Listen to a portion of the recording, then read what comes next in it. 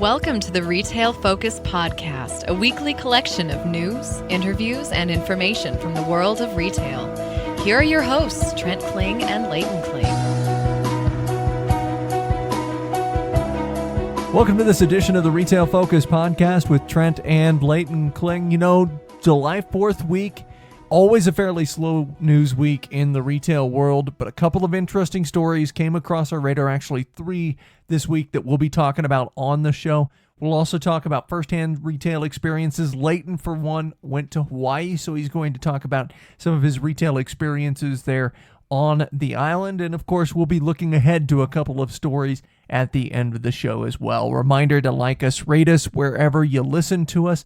Also check us out on Twitter, Instagram, at Retail Podcast for content on those 2 channels. One caveat, I mentioned it's July 4th week. We're recording this actually the evening of July 3rd. There's a lot of fireworks going off in the background here. For those unfamiliar with Colorado, which is where I'm at right now, this is the first year in several that people have actually been able to fire off fireworks. So if you hear background noise for either Leighton or myself, probably those fireworks. And you know what? Fireworks in the news this week surrounding Walmart, because an article in Vox Media's Recode suggests Walmart may lose $1 billion this year in e-commerce between negative margins and system build-out. Now, this was probably the most prominent story this week in retail and broke at probably a bad time for Walmart, but a good one for Recode, because there wasn't a whole lot of other retail news out there. Several other news outlets like CNBC, Yahoo Finance published their own stories, citing this one as the main source. So let's get right down to it, which is the gist of the article written by Jason Del Rey. That article that you're talking about, Trent, cites a number of anonymous internal sources stating that it is a likelihood that Walmart loses $1 billion on their e-commerce initiatives this year. Such a loss would, of course, erode organizational profits generated by brick-and-mortar segments. And if you look, additionally, the article outlines a number of ways in which Marc Lore's desired initiatives have received pushback from leadership, including the desire to build out increased warehouse presence in the United States. This comes from a general premise that Walmart is attempting to compete on both depth and breadth fronts with Walmart's online store. Because Amazon really has a massive product selection, Walmart feels pressure to amp up their product selection at the same time. However, doing so means fulfillment of the more obscure items that you would need to come outside of Walmart's store network currently versus Target's model of largely fulfilling from inside their own stores via very hardcore logistics, if you will. The article goes on to describe the long tail concept as it pertains to retail. That leverage to expand margin lies mostly in the less popular, non-stable products. For example, Walmart and other retailers must compete on price on a staple good like bath tissue, but could charge more on a product with less turnover, like left-handed scissors, for instance. So in order to have Amazon-sized tail, Walmart would need to vastly expand their system of warehouses, which are now mostly intended for brick-and-mortar fulfillment and not e-commerce fulfillment. However, the article cites a source that Walmart has agreed to expand their warehouse system somewhat. We didn't need a source to tell us this, as this very thing is happening to accommodate Walmart's new market-specific one-day shipping initiatives that we've seen throughout the country. Elsewhere, the article cites the other ways Walmart's e-commerce platform is costing the company money. These include employees focused on sourcing and brand connection, with Walmart's platform having added over 2,000 brands in the past year. Additionally, shipping costs aren't offset by membership fees like with Prime, so that is thought to be another way Walmart is struggling versus Amazon currently. And Amazon, for their part, has increasingly built out localized and independent, or in some cases contracted delivery systems. Where Trent lives, he was telling me before recording this very podcast that Amazon products are frequently delivered by unmarked minivans or Amazon-specific vehicles rather than USPS or another delivery carrier. And myself, Trent, I see a ton of both marked and unmarked vans where I live. So just for those listeners out there, Southern California is inundated with Amazon packages, both large and small. Meanwhile, by the way, Walmart is fighting against the increased cost of shipping by adopting the local fulfillment center model, as cited in their next-day delivery service. Granted, this would only work if customers stick to ordering the SKUs included in those warehouses and not those more obscure items that we mentioned earlier. In all, this article takes a fairly bearish outlook on Walmart's e-commerce initiatives, going so far as to suggest their willingness to sell off one of their newly acquired brands, potentially multiples of their newly acquired e-commerce brands. ModCloth was specifically mentioned in the article as a candidate for sale, though Bonobos has also been in the rumor mill. And according to one of the sources in the article, all three businesses purchased by Walmart in the last couple of years, Bonobos, ModCloth, and Eloquy, are still losing money. Now, this should come as a surprise to no one, as even Jet.com was hemorrhaging cash prior to the Walmart purchase. But I think there are some takeaways there, some larger takeaways from the article. Now, again, this is something that was pretty much repeated almost sight unseen in a lot of retail news outlets. I think anytime that you can perhaps trumpet Amazon at the expense of a brick and mortar retailer generates clicks and certainly generates attention. And I don't want to take away from the work by Jason Del Rey in this circumstance. You know, it seems like he went to a lot of lengths to get some of the sources for this article and to write the article. But one of the things I kind of wanted to drive home here is to know the source of the article. And this is nothing against Jason Del Rey. He's a good journalist, solid journalist. He's been out there for a number of years, but at the same time, he primarily covers Amazon for Recode. In fact, if you look at the articles that he's written, probably 75 to 90% of them involve Amazon in some way. And I'm not saying he's Amazon's mouthpiece or anything like that, but a lot of what's in this article certainly does take an Amazon-centric bent. And if you look at it, it's almost kind of ignores the brick and mortar presence that Walmart has in comparison to Amazon. In fact, if you take the entire sales of Walmart as a chain, last year it was almost as much as the entirety of e-commerce sales in the US taken as a whole. So again, we're talking about an issue of scale here. And so when you have things in the article like, and I quote this directly from the article, Amazon is a very real existential threat to Walmart's entire future if the retailer does not significantly close this gap, talking about the gap between Walmart and Amazon and e-commerce sales. I think that's to fundamentally ignore Walmart's model that has worked so well for so long. And also, like I said, again, nothing against the author, Jason Del Rey in this case, but you look at his past, you look at what he's familiar with. He's lived on the East Coast most of his life. He went to Columbia. He lives in New York now. And this is what I think the problem is with a lot of the retail media. Look, a lot of them live in LA. A lot of them live in New York. A lot of them live in Chicago. And it seems like there's a fundamental lack of understanding as to the way a lot of America shops. Because let's face it, Walmart's e-commerce presence, yeah, it's important. We talk about those double-digit sales increases in e-commerce every year. Is it profitable? No, we knew that pretty much from the beginning. Very few e-commerce businesses are profitable. It's just kind of a race to the unprofitable top. And Amazon has bankrolled their e-commerce presence for years and years and years through profitable areas like Amazon Web Services. But getting back to my point here, I think there's kind of a larger point that's ignored in most of the article, which is that it's almost as though brick and mortar isn't a viable option for Walmart anymore. And that just isn't the case. Again, they're bringing in record numbers in terms of brick and mortar sales. Same store sales continue to increase on the brick and mortar level. Traffic continues to increase. And this is because a lot of people don't either have access to more immediate Amazon services. Amazon's delivery is a little bit sketchy maybe where they live, or they go to Walmart out of convenience because they can't wait a day or two for what they're buying. And again, I think this comes back to the root of how people shop. And I guarantee you, if you go to a Walmart today, I don't care basically what time of day it is. I don't care where that Walmart's at.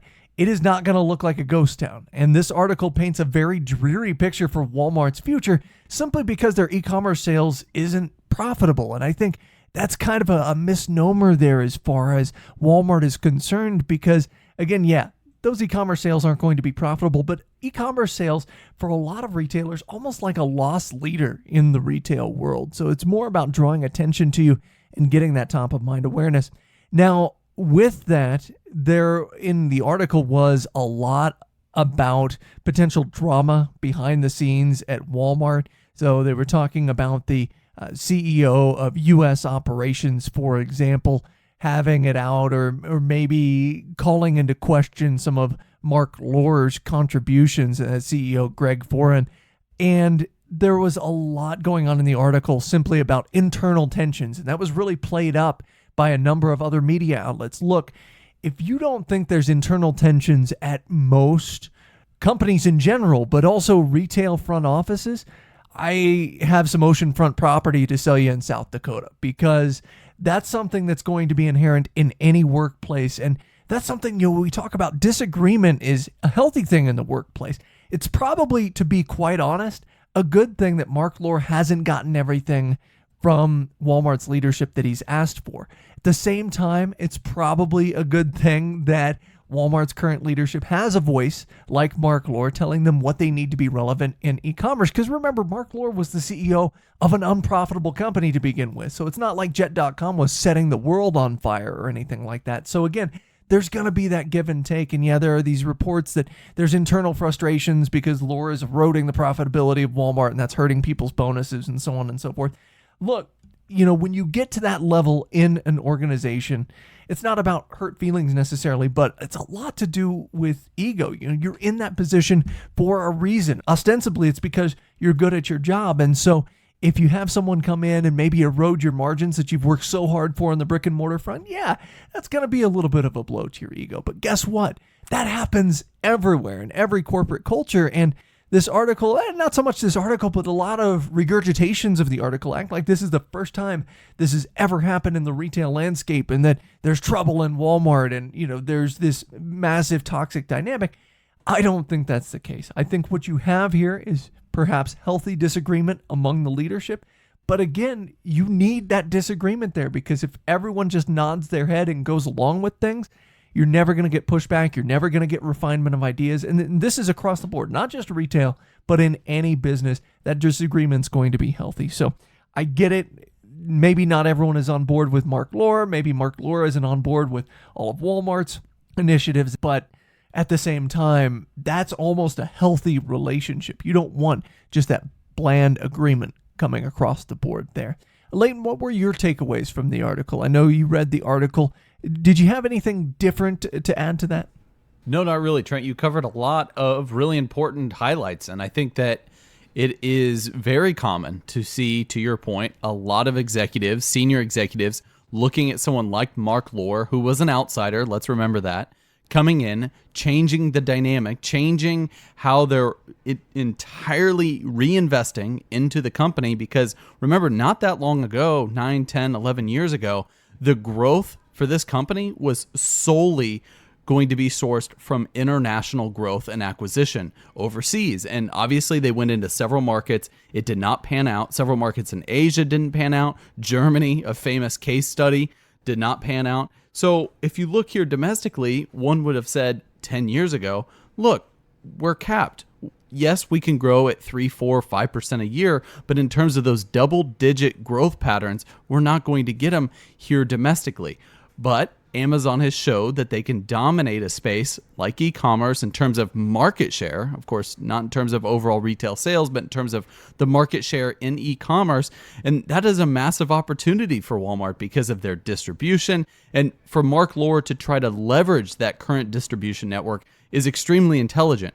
I know that they really don't want to erode those margins that they have in the very profitable brick and mortar segment, or shall I say marginally profitable brick and mortar segment, but it is a company that needs to evolve to stay around 50, 60 years. It's interesting, Trent. I was listening to a recent Motley Fool podcast, and they have sort of an idea that they throw out there every so often when they're talking about several publicly traded companies. They say, if you're on a stranded island, if you had to pick between 3 or 4 said companies that are trading right now on the stock market, what would you pick? And I remember a couple of years ago, Walmart was thrown out there as a company they would not pick. And I think it's a very important point to make. Walmart is not trying to be in that position. They want to be the company on the island in 20, 30, 45 years even, in terms of still trying to capture the retail market share, trying to capture all of the customers that they've accrued over the last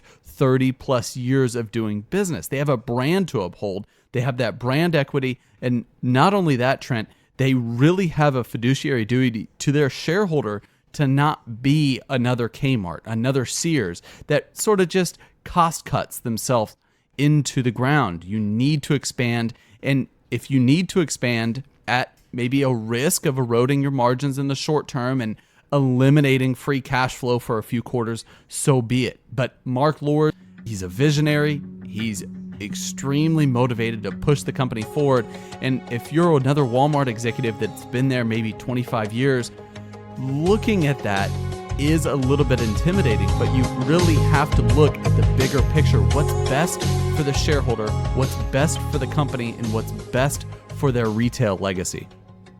We move on now to our next story, and moving on from Walmart, we actually go into a much smaller industry in terms of square footage, not necessarily in terms of sales, but certainly in terms of square footage. We go to the convenience store sector, as a new quarterly report from the National Association of Convenience Stores shows that convenience store operators are very optimistic about summer sales. Now, this optimism is likely partially born out of successes in the first 2 quarters of the year. The survey includes a number of different convenience store operators in the U.S., independent and otherwise. And before you ask, no concerns about small sample size here with this study. 83 companies, 6,152 stores represented in this most recent survey. So, of course, there are a lot of convenience stores in the U.S., but this is a healthy swath of them. And this survey was released at the end of June. So it was kind of a survey that looked back a little bit at the first 6 months of the year and then looked forward to the third quarter of the year. We'll begin with some of the looking back parts of it. Of the retailers sampled, a whopping 75% say that merchandise sales, so that's sales excluding gasoline, were up versus the first 2 quarters of 2018. And this is interesting because we talk about kind of the opposite dynamic being true in the retail pharmacy sector, where those front of the store sales aren't up as much as companies would like, or aren't up at all and haven't been up over the last 3 to 4 years. But with convenience stores, their merchandise sales seem to be going in a positive direction. Studies like these are important because so many of these companies are privately held or held by international firms. So we don't get too much of a look at same-store sales in the C-store industry. This study excluded from that, of course. So 75% say merchandise sales, or what we would call front-of-store sales in the retail pharmacy industry, were up. Only 5% during the first 6 months of 2018 saw a sales decline. Approximately 20% stated that sales were roughly the same. So this paints a very, very positive picture right now of the convenience store industry. And it's interesting because, especially considering the last article we just discussed about Walmart, basically alluding to this e-commerce being the way of the future and everyone's got to get out of the way of Amazon and this, that, and the other thing, and all of the continued regurgitation of that concept by other media outlets. Convenience stores have zero e-commerce presence, and yet their sales are booming currently. And of course, that's one thing Amazon hasn't figured out, is to deliver gas to your vehicle at your home. So people have to get gas at those convenience stores. But convenience stores are bringing in people for other reasons. It's not all about gas. And I think this is perhaps what I found most interesting. So there are a few reasons NACS attributed for this increase in merchandise sales. The first of which is the recent warm weather, and that helped out the May and June sales, although it doesn't necessarily speak to the positive sales that they saw in the other 4 months, but still, recent warm weather driving more people out and about. Because of that, they not only need gas, but also if they're traveling or something like that, you have those stops along the way to make sure your family's taken care of. If you're traveling with others, they might want a drink or something along those lines. Now, the second real driver for this increase is the reasonable gas prices we've seen so far this year. Other than a brief spike in April and May, prices have remained in an area people seem to be accepting of. Now, speaking of that, fuel sales remained stable over the first 6 months of the year, according to these same operators. 70% reported fuel sales being the same or higher just in terms of dollar amount versus the first 6 months of last year. So the fact that you have stable fuel prices, they're a little bit down versus last year at the same time. That's driving more people out onto the roads. More people are seeing it being a reasonable proposition to travel via car, thus driving that traffic to the convenience stores. But as we mentioned, it's not all about the gasoline with these convenience stores. It's also about a value proposition, a convenience proposition, and also, as we'll talk about, a fresh proposition, which is why we wanted to get to some of the projections for the next quarter from the survey.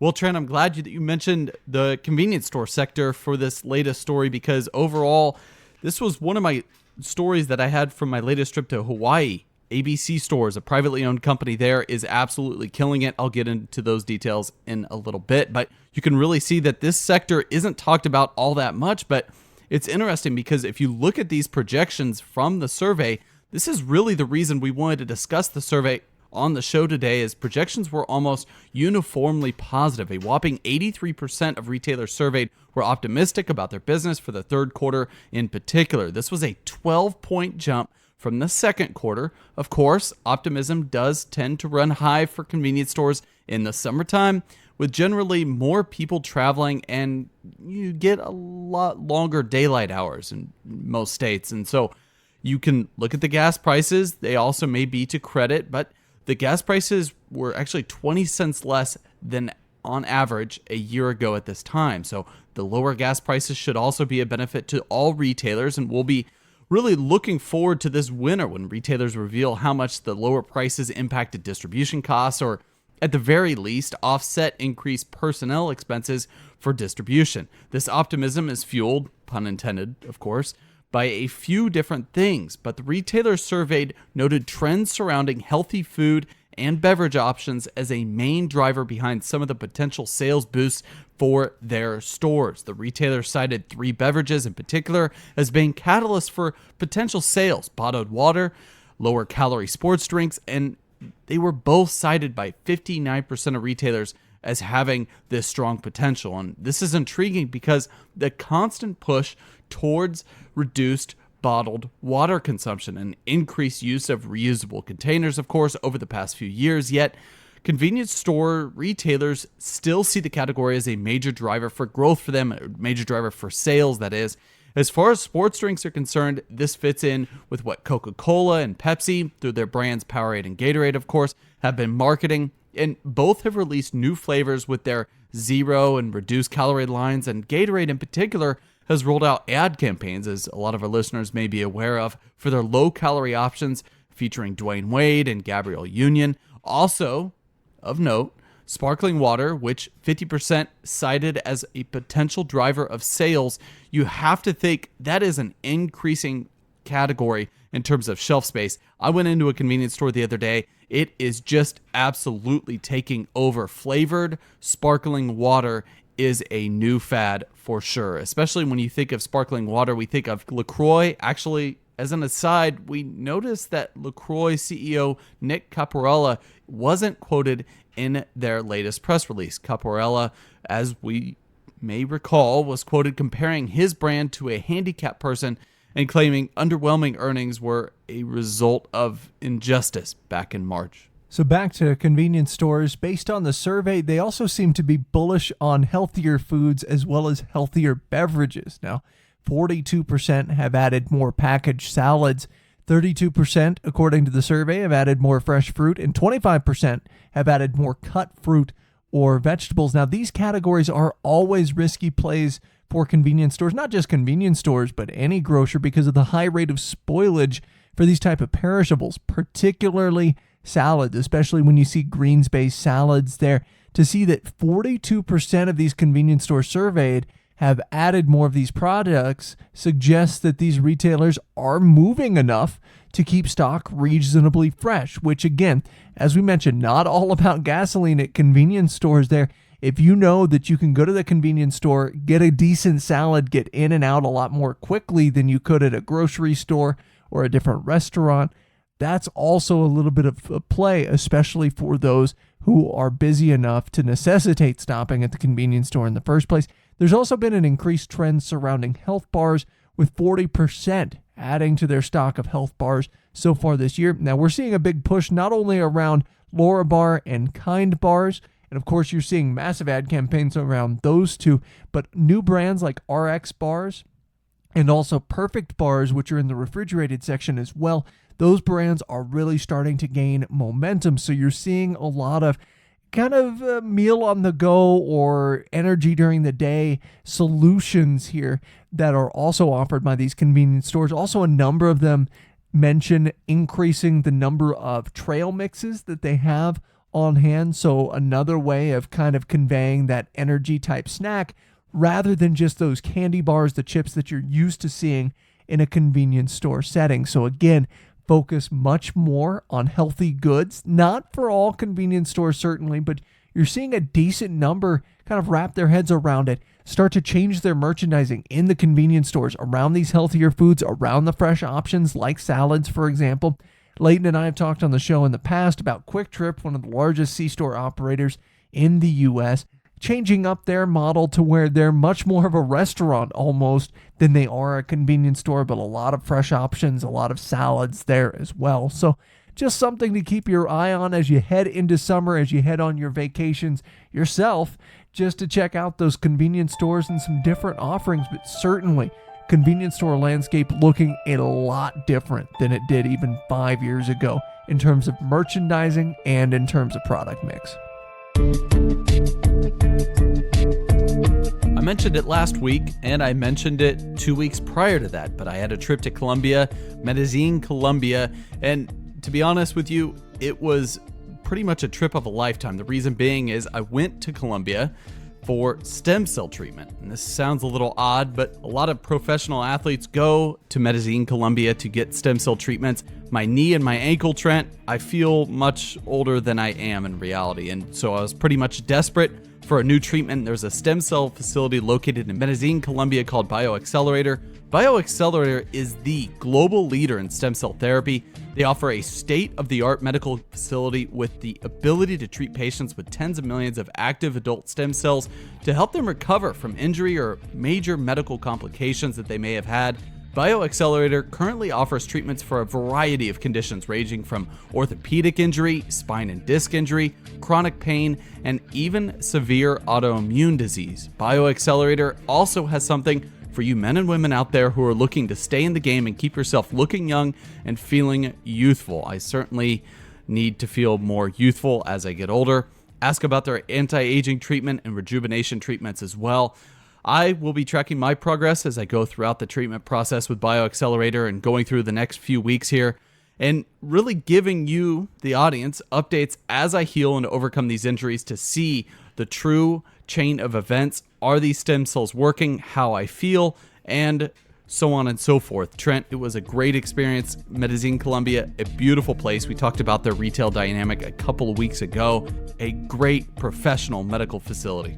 If you or someone you know suffers from a life of pain or complications due to a major medical condition, join the likes of UFC Hall of Famer Matt Hughes, Chael Sonnen, and Chuck Liddell, and many others like Leighton, and contact Accelerator. Start your path to wellness and become a BioX man or a BioX woman today at www.bioaccelerator.com/theretailfocuspodcast and tell them Leighton sent you. Again, that's Accelerator, spelled BioAccelerator.com/theretailfocuspodcast. Type all of that in and you'll be on the path to wellness today. Again, tell them Leighton sent you.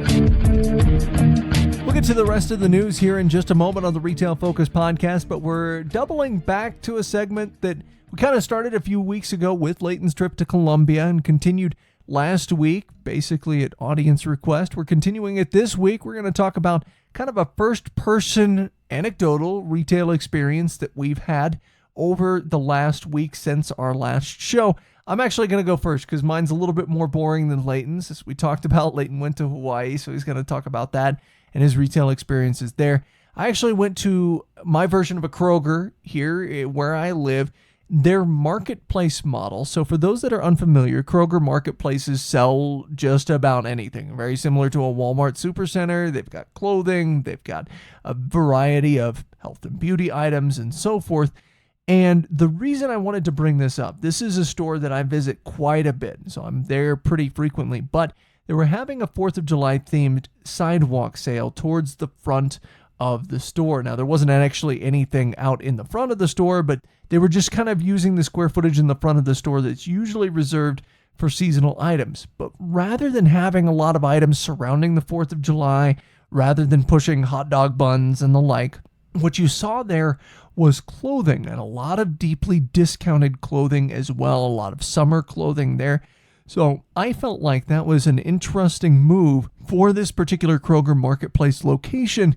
There were certainly other 4th of July displays, but again, the most prominent ones all had clothing and all had sale clothing. And you wonder if this is part of a larger effort in terms of Kroger's planograms to push clothing and to maybe ingrain themselves in the mind of their shoppers more as a clothing retailer. Pull a little bit more attention to that part of the store, because again, this is a huge shopping season for grocers. When you look at July 2nd through the 4th, a lot of people stocking up on those cookout materials, a lot of people going to those grocery stores. So the fact that they choose to prioritize clothing tells me first that they presume people are going to find the July 4th items anyway that they're after in the store, so no reason to push them towards the front of the store to begin with. And second, they're really trying to prioritize clothing, particularly seasonal or summer clothing at this point in time. So it'll be a kind of an interesting thing to keep an eye on as far as Kroger is concerned, just to see if this is something they choose to do for future seasonal occasions. Maybe once you get towards the winter, if they start pushing sweaters, that type of thing, towards the front of the store. Just something I'm going to be keeping an eye on there. But I thought that in particular was very interesting, how they had the store merchandised. Well, Trent, that was boring, as you may have hinted at, but my trip was very exciting. I actually just came back from Hawaii 2 days ago now, and I was in Oahu, which of course holds the capital of Honolulu. It was an interesting trip. I was there for around 5.5 days, and I visited a number of sites throughout the island, and it was a very, very good experience. I would say, though, I'd rather go to Colombia, if I'm being honest. Hawaii is a beautiful place. It's more beautiful than where I live currently, but just something about it didn't scream out to me as a place that I would want to live for an extended period of time. Still, a beautiful island, a lot of commerce going on. Speaking of that commerce, I made a bunch of notes because I knew that this segment was probably going to happen yet again this week, where we were talking about a retail experience that we've had firsthand. And I made a few notes here, Trent, so I'm going to be looking at my phone as I read some of this off. But my retail notes are pretty comprehensive. So I was looking at the local things that were going on and also the larger scale things that go on in the rest of the United States. And so if you look, there's a lot of GNCs. I noted this a lot throughout the island. There's a regional shopping center. It seems like every single block, regional shopping centers really take the place of those larger indoor malls for their society, I guess, if you will. GNCs are pretty much everywhere. It's interesting that that supplement market really is hitting an all-time high. I feel like everybody is trying to peddle something there, but GNC extremely popular there. I drove by a Kmart. I drove by the original Kmart there, the first Kmart to actually land on the island, on the state of Hawaii, 1992. It was actually sold off in 2016 by Seritage Growth Properties. Seritage Growth Properties, obviously a REIT that was spun off from the Sears Corporation several years ago by Eddie Lampert, of course. Seritage Growth Properties had something in their lease agreements with Kmart and Sears. When they took over those stores, when they took over the ownership of those properties, they were given the right to actually dispose of or actually get out of the leases prematurely. And this is pretty much unheard of because you're basically not even in a lease if either party can just leave with no notice. And that's pretty much what happened.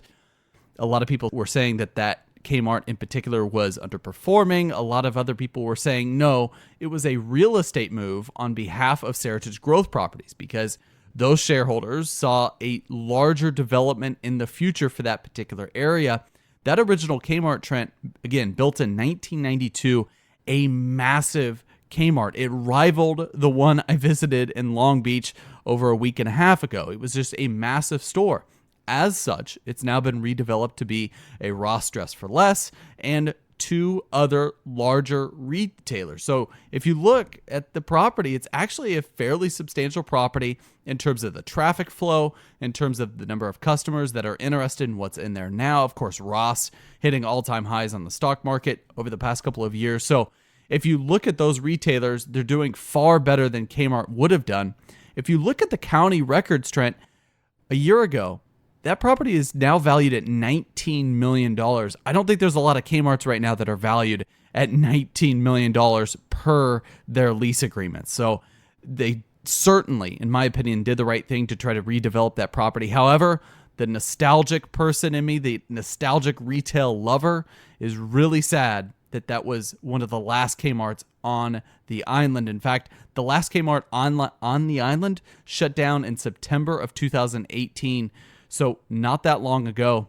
It's one of the saddest moments for me is to read about these stores having closed. If you do a little bit of research, not to harp on Kmart, but there was a total of 7 stores at one time in Hawaii, 4 on Oahu, and then 3 on 3 other islands. So they did, in fact, have a very large-scale presence. If you look back in some of the notes, senior management at Kmart had been wanting to get on the island since 1982, and they put in a massive plan in place, and they really saw an opportunity because there's not a lot of general merchandise retail on the island, which brings me to my next point. General merchandise retailers, there are plenty of them now. There are a couple Walmarts, but I'll tell you what, Trent, the number one retailer, and I texted you while I was on my trip, about halfway through my trip, I said Target is a dominating force in Hawaii. And I say that not lightly. It is a massive retailer. They have redeveloped several locations. They're in areas that you would not imagine a Target doing business in. Areas with small population density, areas that are hard to get to. It does not matter. Target is extremely popular. They keep up their stores very well. All of the stores said they're hiring. And one store in particular really stood out. It was a redevelopment project from one of the major malls there, a mall that we're going to post pictures of on Instagram. This was a redesign, a 2-story mall, 2-story outlet, I should say, for Target to inhabit. They have done an amazing job with their product selection, localizing their merchandise, meaning that they have everything for the tourist, for the people that live there, a massive grocery section, a very large alcohol selection, which brings me to my last point about Hawaii. They have what's called ABC stores, and I was curious because I remember thinking back, where have I seen ABC stores previously? It turned out to be Las Vegas. However, ABC store actually started in Waikiki in 1964. So you're going back many, many decades, but you're talking about a business that is still really primarily run by the first family, the family that initiated the business in 1964. And if you look now, Kosasa is his name, who owns the store. He's 56 years old. He owns now all of the stores, 78 stores in Hawaii, Las Vegas, Guam, and Saipan, over 1,000 employees. And I'll tell you what, Trent, what really struck me as interesting was this wasn't just your typical convenience store, sort of maybe the stores that were in our survey that we were discussing earlier from those results. This is a store that is really predicated upon the tourist, the active tourist seeking fun. So they had a lot of clothing, they had leis, but more than anything, they had alcohol and tobacco products. And I thought this was interesting because this was far more than what you would see at your local 7-Eleven, or Trent mentioned Quick Trip earlier. They absolutely dominate the alcohol space, and they have it pretty much front and center for their customers. Furthermore, they have so many of these locations. I spotted 6 within a half square mile. I'll repeat myself, 6 stores within a half square mile. And that was just me walking. This wasn't me actually going on MapQuest and finding these stores. So they could have had actually a larger density of ABC stores in Hawaii or where I was at in Honolulu. It is just astounding to me. There's not a lot of other convenience stores without gasoline like there are with ABC store. And so that is a huge takeaway from the retail perspective. Lastly, Trent, the one thing I'll end on, and this is going to be a throwback to our food-focused podcast where we would talk about quick service restaurants and full-service restaurants.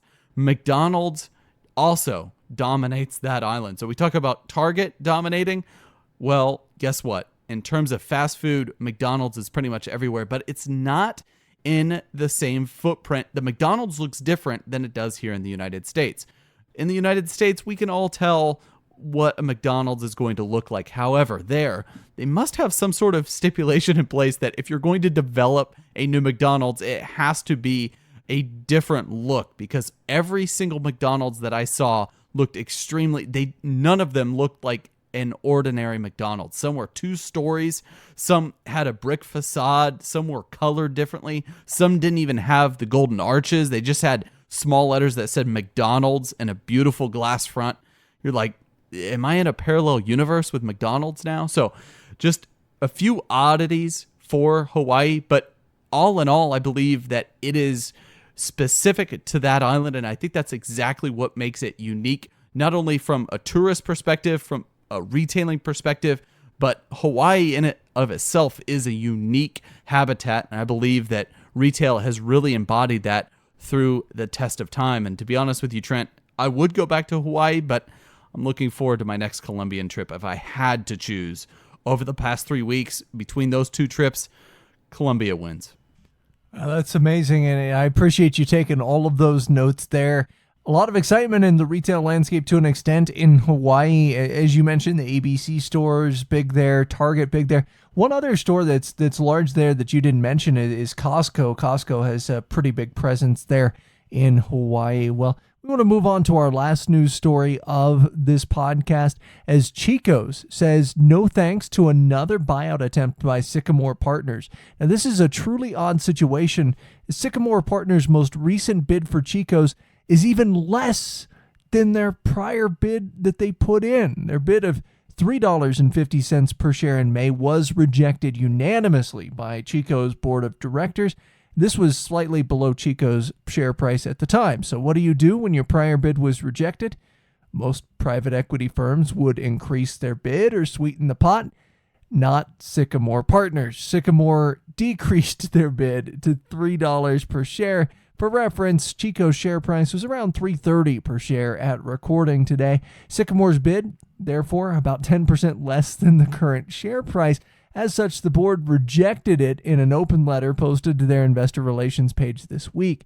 So what are some potential reasons behind this extreme lowball bid for Sycamore? Well, the most obvious explanation seems to be that Sycamore hopes Chico's board will assume that Chico's stock price has a chance of decreasing by that much, and they should perhaps cut their losses while they can. So this is perhaps the prevailing logic here. However, when you dig deeper, this doesn't quite add up, especially with Sycamore announcing back in May that they have taken a 6.6% stake in Chicos. So our friends at Motley Fool suggest that Sycamore might just be making noise around the company to attract attention for a higher takeover bid by someone else. In so doing, they would be able to cash in on their 6.6% stake at a hopefully, for them at least hopefully, higher level than where they bought in. Another potential is that Sycamore could be hedging, so either the takeover bid is accepted if the share price continues to fall, or the company turns it around and Sycamore cashes in on that 6.6% stake. Either way, though, Chico's as a company does look as though it's in serious trouble. This is something that we've talked about. We haven't talked about them in about the last year on the podcast, but the last time we talked about them, we talked about their same-store sales going down. You're seeing same-store sales on average mid-single-digit declines year over year. Their operating cash flow, though, has plummeted from $61.9 million in the 2018 first quarter to just $5.7 million in the most recent quarter for 2019, which would be the 2019 first quarter. So what this suggests, at least to me, just kind of looking at it from the outsider, is that the company's dividend, which currently sits at a little over 8 cents per share for the most recent quarter, might be in danger. So anytime you see operating cash flow declining, companies start to tighten up or cut off their dividend entirely, something we just saw with GameStop. And indeed, the dividend might be the only thing keeping the share price where it's currently at, because faltering earnings, same-store sales down as much as what they are, you would think the share price would be a little bit lower, just like it has been for other retailers in the fashion space. You think about Stage being one of those that's certainly down significantly. You think about the likes of Cato also being down significantly, and all of these retailers that we talk about, Ascena being another one, having same-store sales down in the mid-single digits. And while the company has a turnaround plan in place, including increased investment in e-commerce, you'd have to think that they need capital for those investments. That money's not just going to come from nowhere. As such, they might choose to elect that GameStop route of ceasing their dividend. If this happened, we would expect a mass exodus of institutional investors, of which Chicos has plenty. BlackRock and Vanguard, for example, are their two largest investors as a whole, according to the most recent filing. And we saw the effect that this had on GameStop's share price, which is a significantly negative effect, where the share price went down double digits. So, Leighton, that leads to potentially a third possibility here. Yeah, that third possibility being that Sycamore Partners is maybe feeling out the Chico's board of directors for clues about the future of the company, and the board might be a little more willing to accept a lowball offer if they thought that the share price would crater because of an upcoming dividend announcement in the next year or so. Granted, they would still have to convince shareholders that the idea is a good one, and this might be a little bit of a difficult pill to swallow. Even in the unlikely circumstance Sycamore does buy Chicos at some point in the future, their success with retailers has been less than stellar, let's be honest. And we're reminded of the weirdness with Dollar Express, and they also hold companies like Belk, Staples, and The Limited. And although we can't see these companies' results any longer because they are private, it is clear that they're not setting the world on fire at the moment. As always, we may have a position in or against companies we discuss on the podcast. Do not invest in stocks solely on the input of the podcast hosts.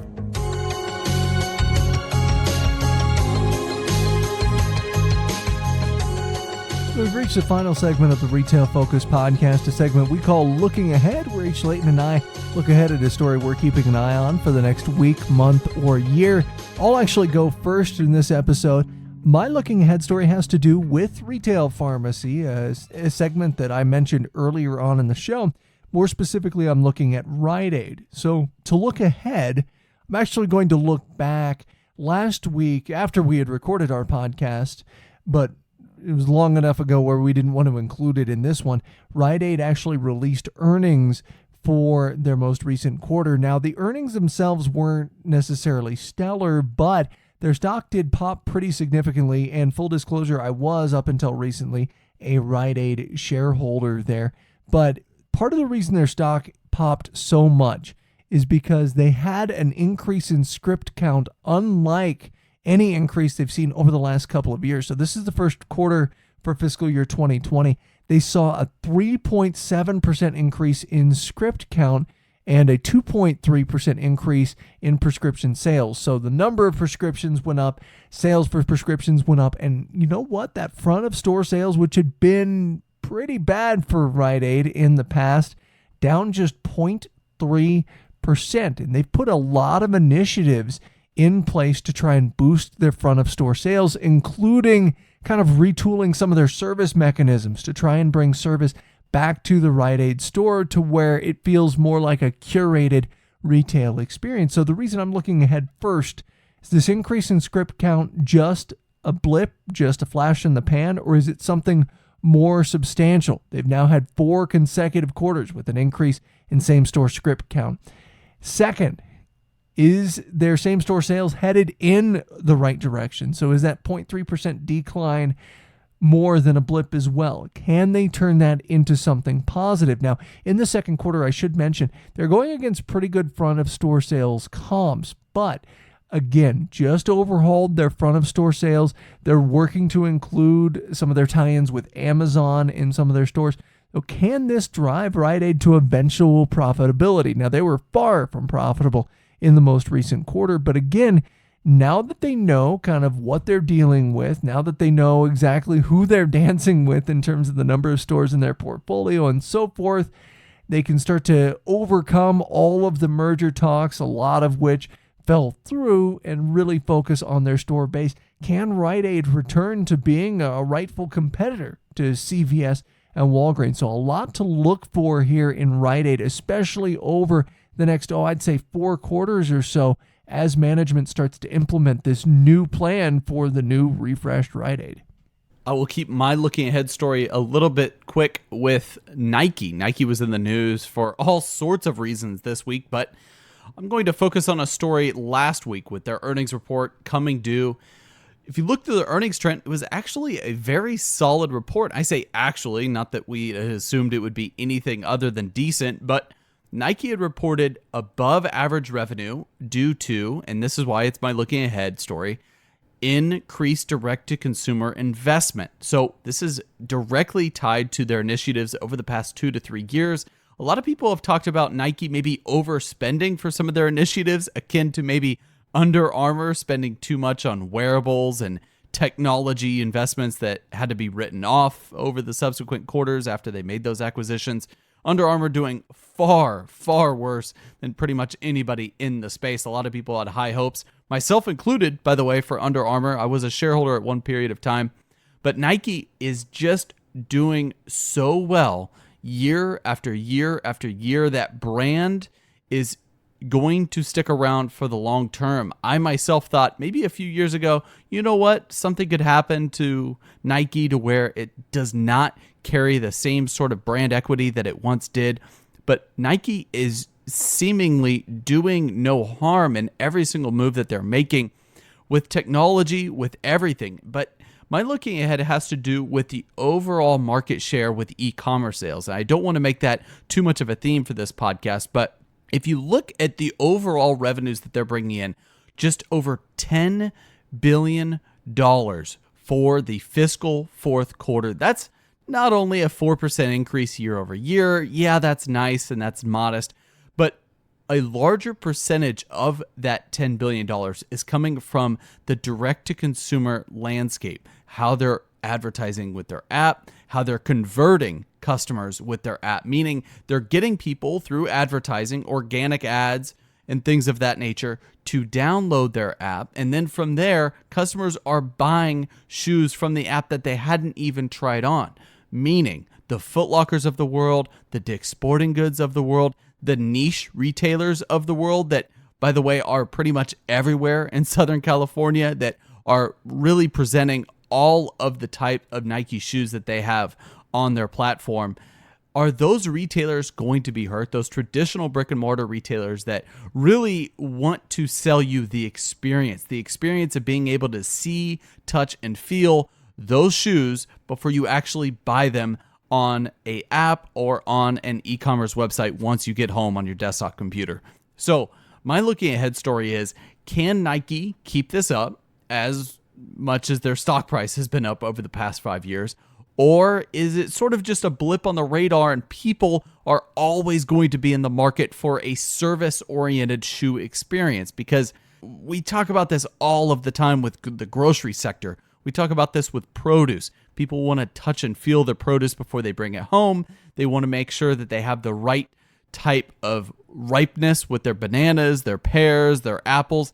Is this going to be the same thing for shoes? Are they going to be able to unlock a type of experience that really is like what you would get if you go inside an indoor mall and walk in to a Foot Locker and get that one-on-one service with their sales associates? I just think that there is a market for both. However, looking at those sales figures, again, $10 billion in revenue, more of it historically than ever has come from e-commerce and their digital landscape. I'm very curious to see how that plays out, and if they're really hurting their own partners, because if you look at all of their logistics, they're still sourcing a majority of their product to retailers. We're talking about brick and mortar retailers here that aren't just under the Nike banner. These are the Foot Lockers of the world. These are the famous footwears of the world that are selling Nike shoes. Are they putting their own partners out of business because they've been doing so well innovating in e-commerce? Well, that'll do it for us here on this edition of the Retail Focus podcast. Once again, for Leighton, I'm Trent saying so long until next week. Check us out on Twitter and Instagram at Retail Podcast. We'll be back approximately 1 week from now. This has been the Retail Focus Podcast. For more, visit our website at retailfocuspodcast.com and subscribe on iTunes or Stitcher. Follow us on Twitter at Retail Podcast.